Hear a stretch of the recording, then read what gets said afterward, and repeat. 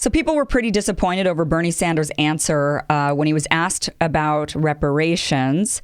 And I want to get into that. I didn't want to talk about it yesterday when I covered his town hall because this is a really this deserves its own conversation. And also, if you're new, please subscribe. Hit the button here. It's in the corner.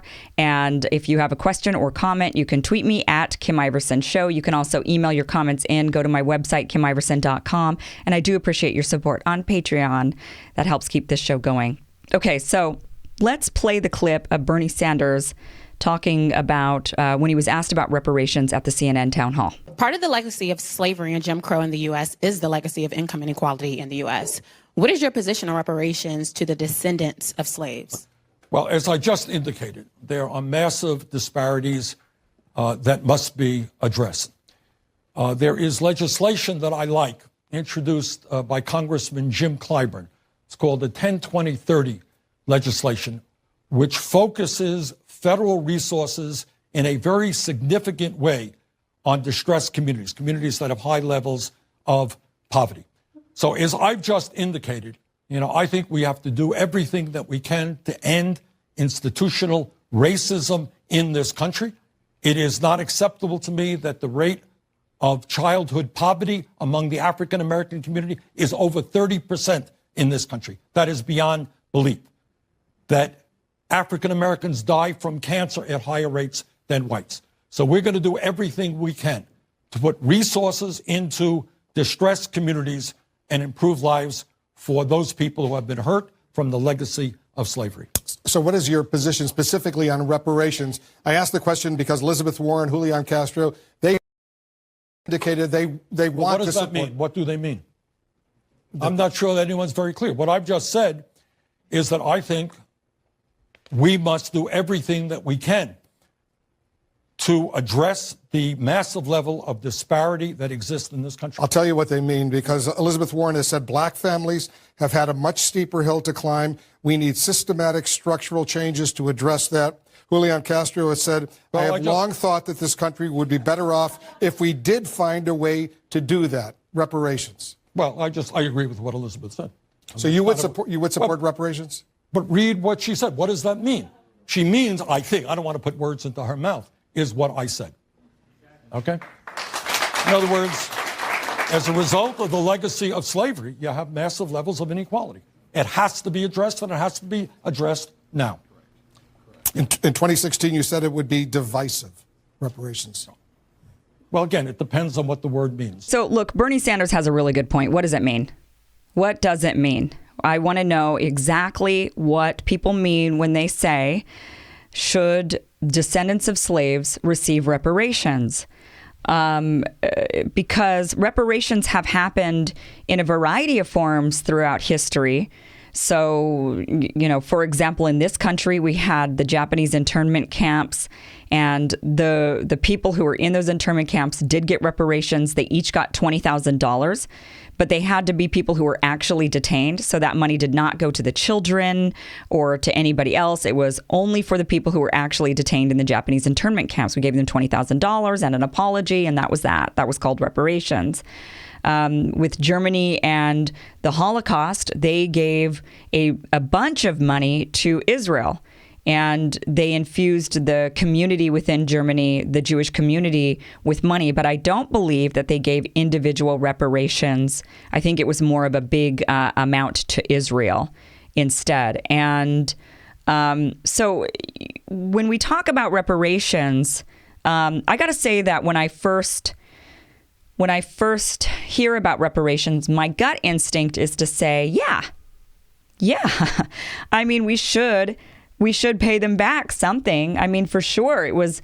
And some people say, well, but that was so long ago. It was so long ago. And I say, so what? If a debt, even old debts, you have to pay. I mean, so my gut instinct at first is to say, yes, I do think that there should be some reparations. But again, then the question is, well, what exactly would it be?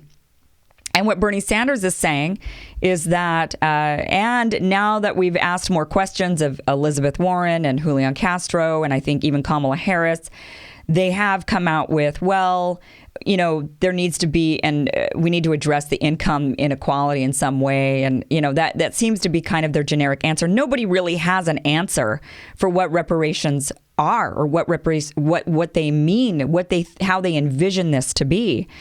So, Bernie Sanders is right in that. And the Black community is correct when they say, listen, we're still suffering the effects of slavery. So we deserve for this to be made right. We need to be made whole because we're still suffering from the effects of this. But okay, what are the effects that you're experiencing? And I think that's what Bernie Sanders is saying. He's saying, okay, let's talk about those. What is it that you are experiencing as a result of slavery, that you were never a slave? So you were never a slave, but you now have a system that you feel is against you. In what way? And that would be the income inequality, the bad schools, because the schools are funded by the money in the neighborhoods. You've got, there's a variety of things, but they're usually attached to income inequality, that African Americans in the United States have been held back financially from owning homes, from taking out good loans, from sending their kids to good schools, from getting good jobs. And Bernie Sanders says, yeah. So everything I'm proposing, education for all, Medicare for all of these things are going to benefit you. They're going to correct that system. And in fact, when you really think about it, look, the middle class and the upper class, they're not like really needing or egging on for Medicare for all and universal education. They're already paying for that and affording it. For them, it would be nice if it were free. But, and if it came out of their taxes, rather, like for me personally, I would have much rather just been taxed rather than have a $500 a month student loan bill. To me, I'm just like, my gosh, I would just rather have paid taxes. I'm stuck with this bill for 30 years. I might as well have just paid taxes. So the middle income and the upper income people, they're already paying for higher education. They're already paying for medical insurance. They're already paying for all of these things. So for them, when these programs are implemented, it's just going to be a shifting of where the money goes. Instead of the bill that I have for my student loans, for example, it would be a tax. So for me, it wouldn't really have that big of an effect on my life. But for the lower income people, it's going to be a dramatic effect for the people who are who are really experiencing the major income inequalities. For them, it's going to be huge. And that also means the Black community. It's going to really pick up anybody who's at the bottom tier of our economic system. So the more I've thought about it, and I know this is a really touchy subject, but because so many people are for reparations, but you do have to ask yourself some questions. Like, what exactly do you mean? Do you mean individual payments? Because how are you going to do that? So let's say it's like the Japanese internment camp survivors, right? So they each got $20,000.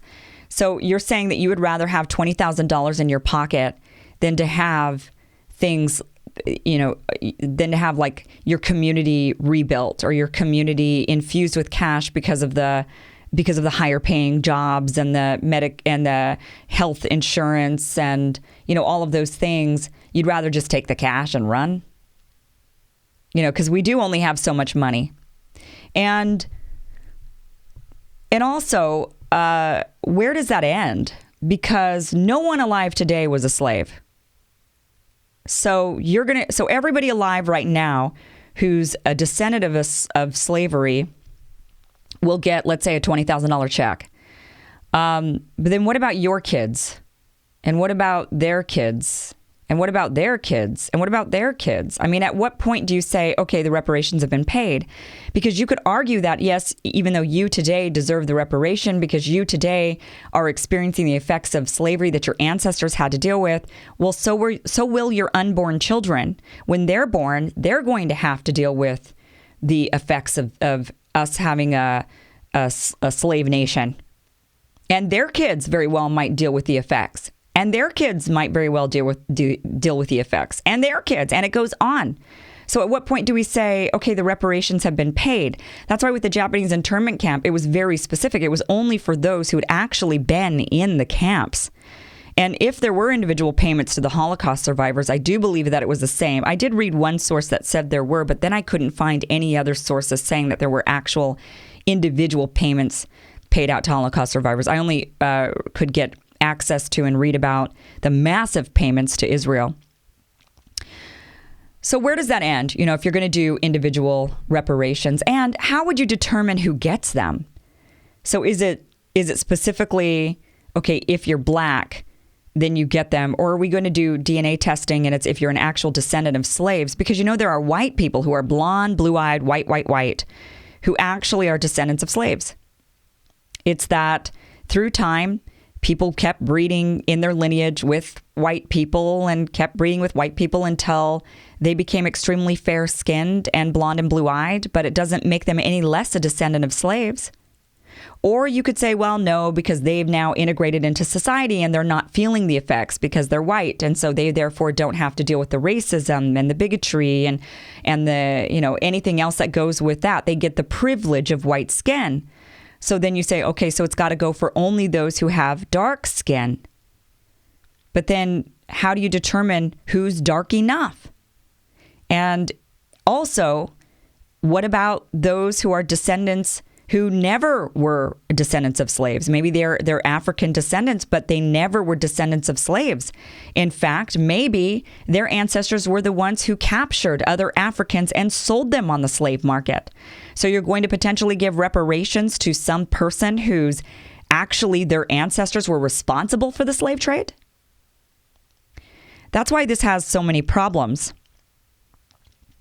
So when I think of it, I think I would personally, I do think that there needs to be something. I agree with Bernie Sanders that his programs, his policies, his ideas will largely and most prominently be beneficial to the groups that are more impoverished. And at this point, the income inequality amongst Black Americans and white Americans is very, you know, there's of course some very wealthy Black Americans, but there's by and large a major income inequality there. And his policies, his platform overall will greatly benefit anybody who's below that line.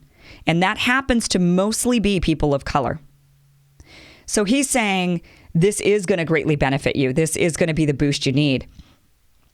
But part of me says, well, maybe we could do a little bit more. Like maybe we could create kind of a homesteading act, or, you know, where people can buy homes for $1. I mean, we know that in this nation, having property, owning property has been a huge boost in how people have gained wealth.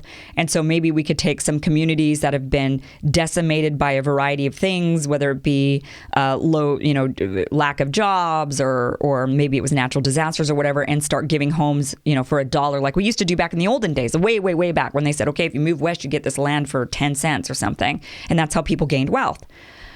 So I thought, well, maybe there could be something like that. But then the question is, well, then who gets that? And again, you have to go through this. Well, are you going to do a DNA test? Is it just based on the actual color of your skin? I mean, there's just so many questions that ultimately, what people need to understand is that any politician who is promising reparations is lying to you. And they're going to let you down. Because when you start thinking about this, you realize this is pretty much damn near impossible. There's just not enough money in the world. And there's also so many other groups of people that could then come forward and say, well, what about us? What about the Native Americans? What about the women who were forced into sterilization? What about them? They would say, look, this was a government program. It was atrocious. You took me at the age of 15 and you sterilized me, because you didn't want me to have children because of my maybe I was mentally, you considered unfit mentally or economically unfit, or I was a certain race. What about those women? You know, you could start listing off all of the various groups of people who have a serious grievance with the government, who have real claims. So we could then all of a sudden become a nation that says, well, shit, we just got to pay everybody back. I mean, we got to do reparations for the descendants of slaves. We got to do reparations for the Native American communities. We've got to do reparations for these, the women who were sterilized. We've got to do reparations for, maybe my family could claim that they want reparations because they're Vietnamese refugees and they were forced to come here. They didn't immigrate here with their own free will, as much. It wasn't by any means the same situation as those who were enslaved and brought over, but it also wasn't the same as those who dream of America and want to come to America. It was also a dire situation where they lost everything and they were forced to flee. So, where does that end? I think when you start thinking of all these things and you start connecting it all together, then you just start to realize that all these politicians are lying to you. And Bernie Sanders is actually the only one who's telling you straight up, no. But I would love to hear your thought. I would actually love to hear if you are pro reparations, explain exactly what. I don't want to know the why. I get the why. I understand the why totally.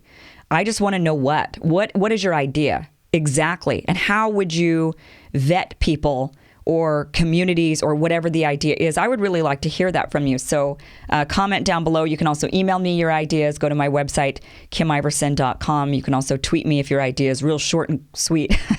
Then Kim Iverson Show. Okay. I do want to answer a viewer question. I got a great question that's quite timely considering, Michael Cohen has been testifying in front of Congress today. The question is, where do I personally stand on Russiagate? So we're going to talk about that next.